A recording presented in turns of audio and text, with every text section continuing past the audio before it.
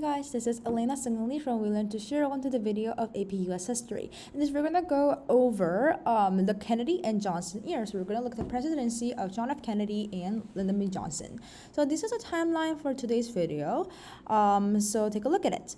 And yeah, let's first look at the Kennedy administration, which was from 1961 to 1963. So the Kennedy won in the election of 1960, and this election of 1960 is basically called the first modern presidential campaign because it was kind of featured on the television. And basically, this election in 1960 was between the Republican Richard Nixon, who was the vice president of Eisenhower, versus the Democratic Senator John F. Kennedy, our president. We're going to talk about today. And John F. Kennedy was a descendant of the elite Kennedy clan of Massachusetts, and John F. Kennedy narrowly won by carefully cultivating the news media and crafting an effective public image. He ran on a strong civil rights platform, and because running on civil rights platform, so in other words, advocating for civil rights and the African Americans and the black people might kind of ignite or might kind of disturb the Southern people. So he cleverly added Texan Lyndon B. Johnson as his vice president to lure hospitality from Southern Democrats. And basically, John F. Kennedy became the youngest president elected in U.S. history, and he's also first Roman Catholic in that office, and he was the first televised presidential candidate. That's why, again, the election of 1960 is called the first modern presidential campaign. And let's compare John F. Kennedy to Nixon. And just a spoiler, Nixon became a president in the later years. And I will definitely talk about his presidency in another video, but let's first look at how John F. Kennedy and Nixon had similarities and differences as presidential candidates in the election of 1960. So the similarity is that both John F. Kennedy and Nixon, they recognized the necessity of U.S. global leadership in the Cold War, and they were firmly anti-communist, and they emphasized the importance of maintaining and strengthening U.S. military supremacy. But the difference was that John F. Kennedy pledged to revive the economy by strengthening the public sector.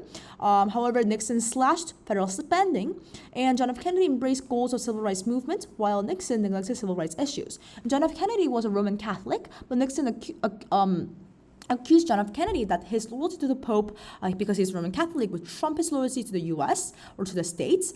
And John F. Kennedy was charismatic, handsome, but Nixon was frequently sweaty, nervous, and brooding. And this was all televised, or this was all shown in the videos featuring the presidential debates. And so we also call the presidential administration of John F. Kennedy as a new frontier, because his administration basically proposed programs for the nation that will build upon a new frontier.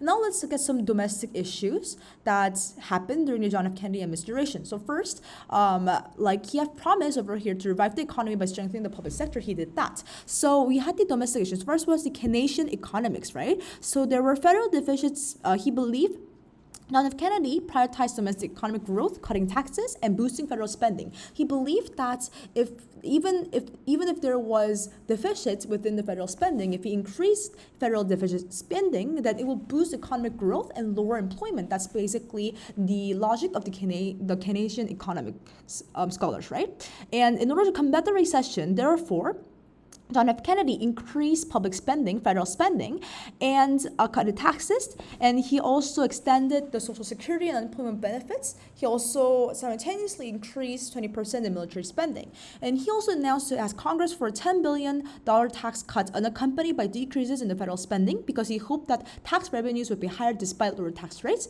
And the results, it did stimulate the economy and reduce unemployment to a bit. However, it simultaneously led to an increase in inflation and to the stage for a conflict between corporations and labor unions over wages and prices. So at the end of the day, everything economics is really hard, and there are the good sides and the bad sides going together. And let's look at another domestic issue under the John F. Kennedy administration. So what we have is the civil rights movement. So I've told you that John F. Kennedy ran on campaigned on a strong civil rights platform. However, he took a cautious approach when he was elected to office, right? Because he fears Southern Democrats in Congress. So civil rights movement itself means removal of barriers to equality and respect for blacks. So John F. Kennedy took advantage of this when he was running for president, but after he was elected, like I told you, he took a more cautious approach. And he appointed several African Americans to high-profile positions in the federal government and judiciary. In 1963, he introduced comprehensive civil rights legislation, which Congress was still debating at the time of John F. Kennedy's assassination. And unfortunately, he was assassinated before he saw this civil rights legislation to be passed and become a legislation. However, the bill that he introduced over here later became the basis or became passed as the Civil Rights Act of 1964 during the Lyndon B. Johnson's administration, which was his successor. And he, again, John F. Kennedy had made several social reforms, including healthcare, housing, education. However, they were all turned by the Congress. And because there was a Democratic majority in both houses of Congress, right? And also opposition from Republicans and Southern Democrats. And also, he had passed the 23rd Amendment, ratified in 1961, which permitted voters in Washington, D.C. to participate in presidential elections, which granted 3 electoral votes. I used to say that in order to remember this, because it's 23rd Amendment, it's 3, right? And it grants 3 electoral votes to Washington, D.C. And also, there was a decision, 1962 Baker versus Carr, which was a historical split decision affecting a reapportionment of legislative districts. And this challenge sought to ensure that legislative district representation would be based fairly on population than political concerns. Now let's look at some foreign affairs that happened during the JFK's administration. So there were both triumphs and tragedies in regards to foreign policies in the JFK's administration. First is the Cold War's continuation, and also most important thing is the Cuban Missile Crisis, which brought the world to brink nuclear annihilation and destruction. And there was the Bay of Pigs invasion, and basically in short, this Bay of Pigs invasion is a failed attempt by the U.S. to use Cuban refugees to assassinate Fidel Castro, and the U.S. began to see Cuba as a base for communist operations, right, under Fidel Castro's government, and therefore U.S. began to form the force of Cuban exiles to overthrow Castro during John F. Kennedy's presidency. However, they were soundly defeated by Cuba, right? And Castro's anti-American stances even grew stronger as he saw the U.S. really sending or forming a force of Cuban exiles and trying to make the Castro administration go away. And the USSR, the Soviet Union, gave Cuba missiles, right? Cuba missile launching pads. So basically there was the agreement over here. USA said that they will not invade Cuba again, and they will remove missiles from Italy and Turkey. And in turn, the USSR, Soviet, promised to remove missiles from Cuba. And then John F. Kennedy's indecisiveness about the Bay of Pigs invasion that contributed to the missile crisis in the first place. However, his determined statement should help diffuse tensions and negotiate a peaceful resolution like this, right, to the crisis. And then another thing, we have the 1961 Alliance for Progress program, and this was basically a major trade and aid initiative designed to encourage democratic reform and prevent violent revolution in Latin America. And John F. Kennedy wanted to stem communist expansion in Latin America by providing funds for economic development, improvement in schools, transportation, housing, and public health. And by this Alliance for Progress program, it encouraged domestic reform and prevent violent revolution in Latin America, and it laid mixed results because some money went to useful purpose, and that's good. However, while other funds went to authoritarian government and armed forces, so it didn't do any good to actually encourage democratic reform. And there were also 1961 Peace Corps. It was approved by Congress. It was designed to send American civilian volunteers to developing nations to aid local citizens in Africa, Asia, Latin America, in fields such as education, health, technology, and agriculture. And this was generally evaluated as being successful. With the Berlin Wall incident in 1963, and in a speech, JFK spoke of American willingness to defend the city, like he is to a Berliner, right? And also we have 1963 nuclear test ban theory. So this is when the U.S. and USSR agreed to stop nuclear testing in two hemisphere, right?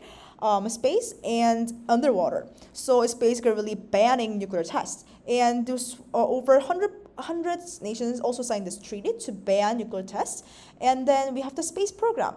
But actually these are so he started this, and in 1969, American astronaut had landed on the moon, and this was actually not during his administration because John F. Kennedy was assassinated in 1963. But yeah, and also there were incidents with Vietnam because John F. Kennedy also believed as Eisenhower's dominant theory, and he sent military advisors to South Vietnam to help keep the nation free from communism. And he also supported military coup in South Vietnam to set stage for increased U.S. involvement in Vietnam. And his role in affecting Vietnam policy was kind of minimal because he was assassinated in 1963. However, you should know that he supported the U.S. engagement in Vietnam because he sent military advisors in South Vietnam. And now let's look at the assassination of Kennedy. So in 1963, he was assassinated by a person called Lee Harvey Oswald. And Lee Harvey Oswald was basically ex-Marine, and he had ties to the Soviet Union and Cuban community in Miami. And he was murdered while in police custody by Jack Ruby, a Dallas nightclub owner with ties to organized crime.